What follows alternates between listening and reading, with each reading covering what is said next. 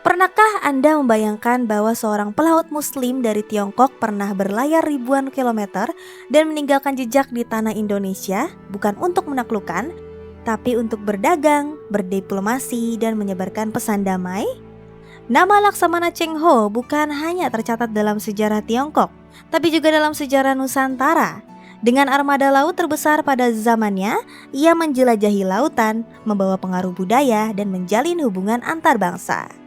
Dalam video ini kita akan mengulas perjalanan hidup sang Laksamana, mulai dari masa kecilnya di Yunan, pelayaran besar yang mengubah peta dunia, hingga peninggalannya di Indonesia yang masih bisa kita saksikan hingga hari ini.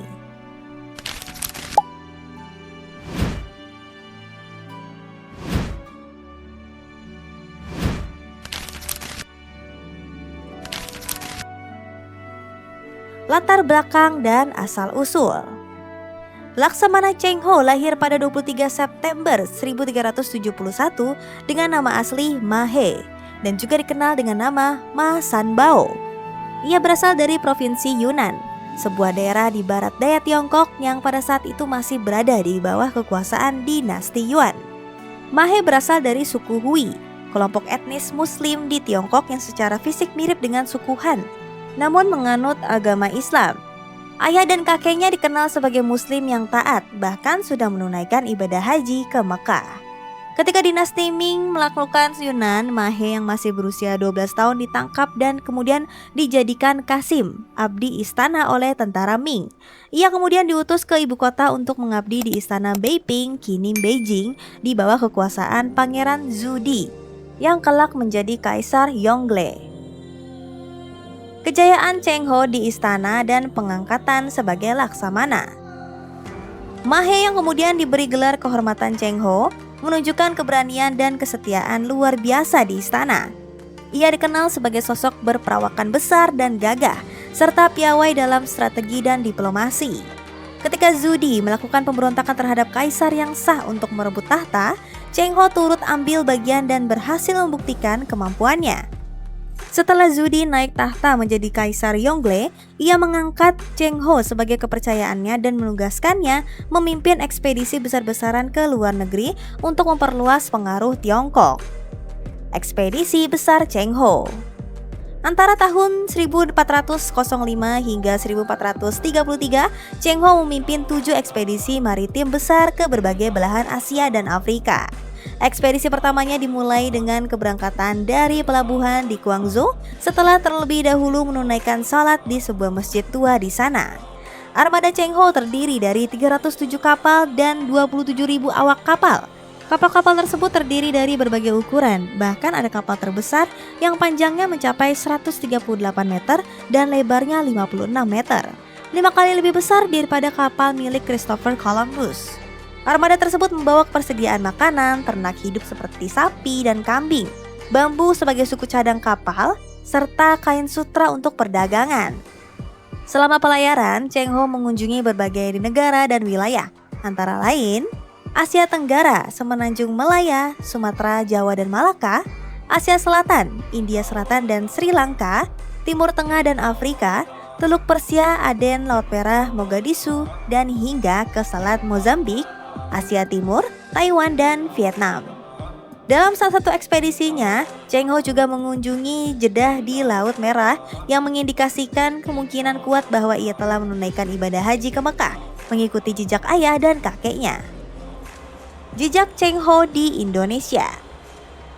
Laksamana Cheng Ho tercatat 7 kali mengunjungi kepulauan Indonesia. Di Samudra Pasai, ia menghadiahkan sebuah lonceng besar bernama Cakradonya kepada Sultan setempat yang kini disimpan di Museum Aceh. Pada tahun 1415, Cheng Ho juga berlabuh di Muara Jati, Cirebon dan memberikan cenderamata khas Tiongkok kepada penguasa Cirebon.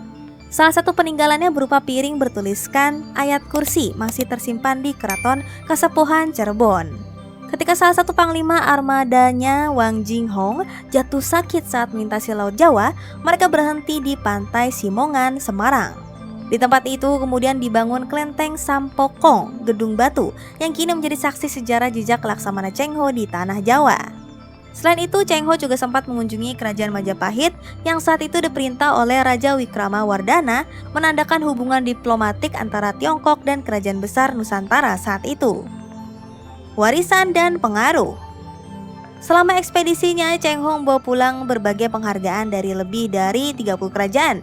Ia juga membawa beragam hadiah dan komoditas langka, termasuk batu permata, damar kemenyan, serta binatang eksotis seperti jerapah dari Afrika. Sayangnya salah satu jerapah mati dalam perjalanan pulang. Cheng Ho dikenal tidak pernah menjajah negara-negara yang ia kunjungi. Sebaliknya, ia menyebarkan semangat damai, perdagangan, dan diplomasi. Bahkan seni bela diri lokal seperti Kalaripayat yang ia temukan di India turut dibawa pulang dan dikembangkan menjadi dasar kungfu di Tiongkok. Ia juga dikenal peduli terhadap tempat ibadah. Pada tahun 1413, Cheng Ho merenovasi Masjid Qingqing di Xi'an, dan pada 1430 memugar Masjid Sanbao di Nanjing. Pemugaran ini bahkan mendapat dukungan langsung dari kaisar. Akhir hidup dan penghormatan dunia.